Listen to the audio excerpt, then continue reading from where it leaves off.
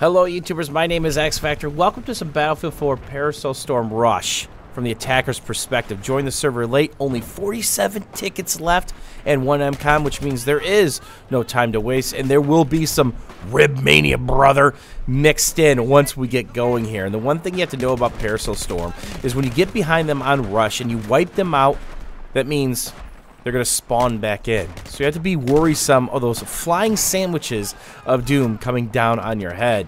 But one of the most important things is something I just referenced, getting those squad wipe ribbons, because then they are pushed back.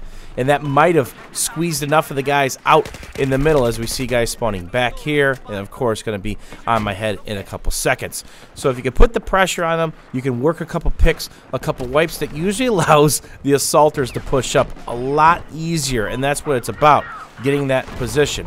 So we get that set of bombs, we clear off the carrier, and then we're off to the beach. And the problem is I'm kind of out here on my own because I got to the party just a little bit early. The M416, this is the first time I've equipped it since the patch, which is crazy, I know, right? And there you see kind of a crazy animation with the nade as I jump off the rock.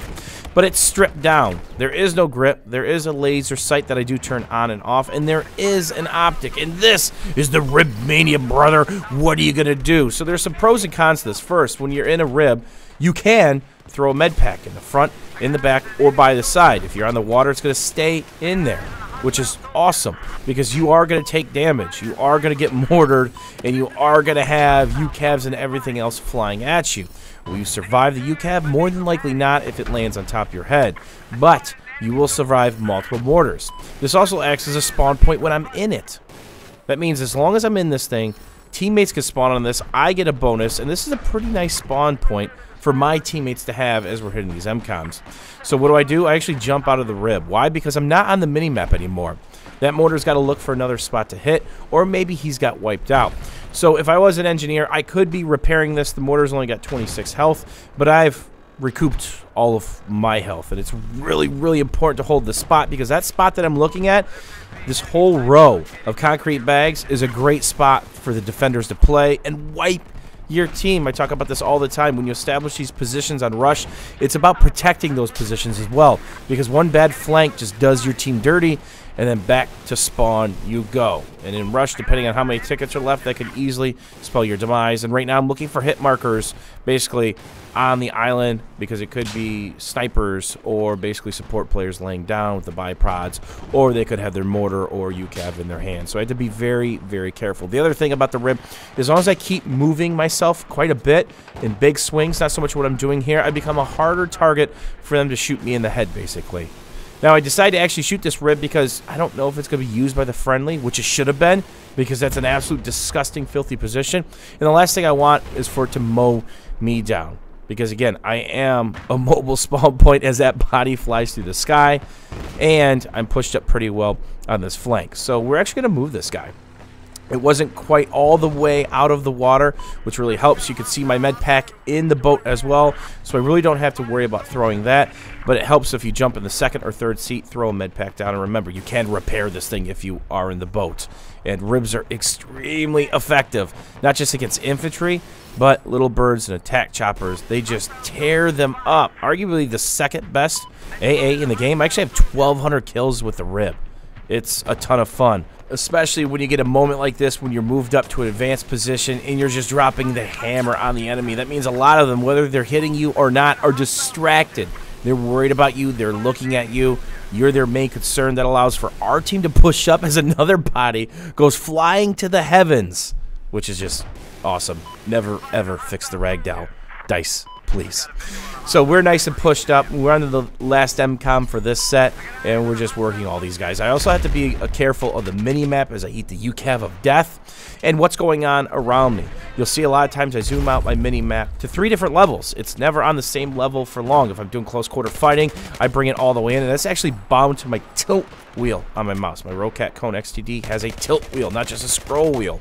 So we've got that, and the map majors on the other side of the tilt wheel. So depending if it's hot and heavy up close, if I'm in some city fighting, close quarter stuff, I'm going to be at the 50-meter level. If it's more the outside stuff, I'm going to drop it back a little bit.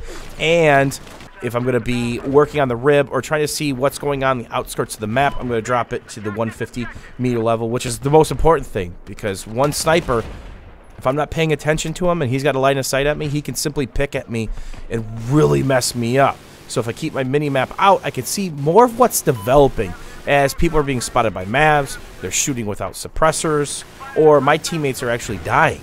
That's the other thing that you can see on the mini-map that a lot of people forget about is what your teammates are doing. Where are they at?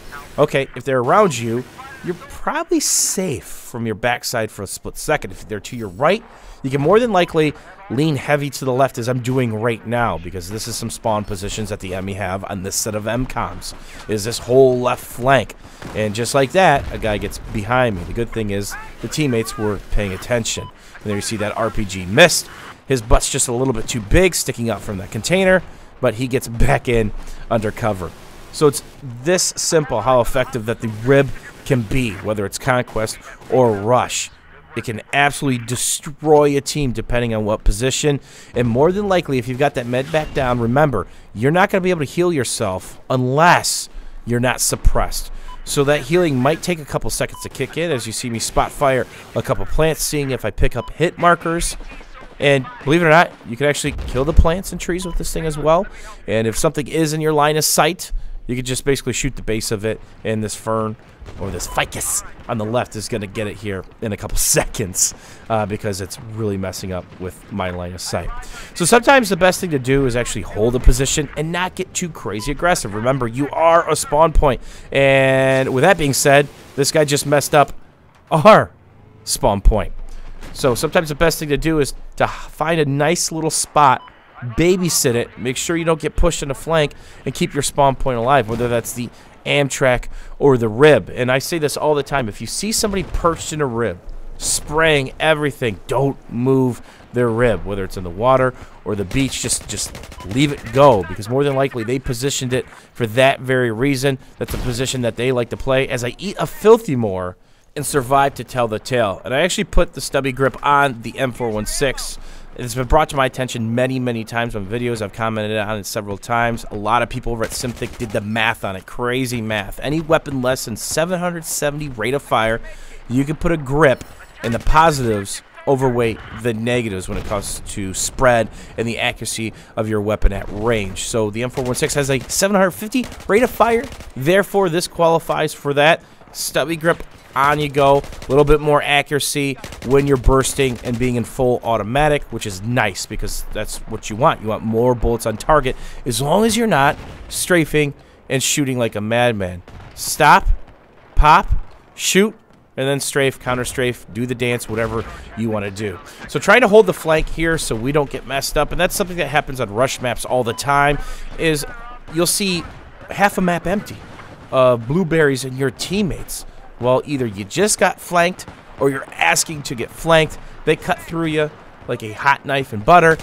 You get squad wiped. Your team gets pushed back and then just eats an absolute shit ton of tickets. And you have to walk all the way back from spawn, which in Rush, it's all about the momentum. Getting those power positions and keeping the pressure on them. If they get a nasty flank off on you, if you don't set up crossfire lanes, you're not going to have a good time.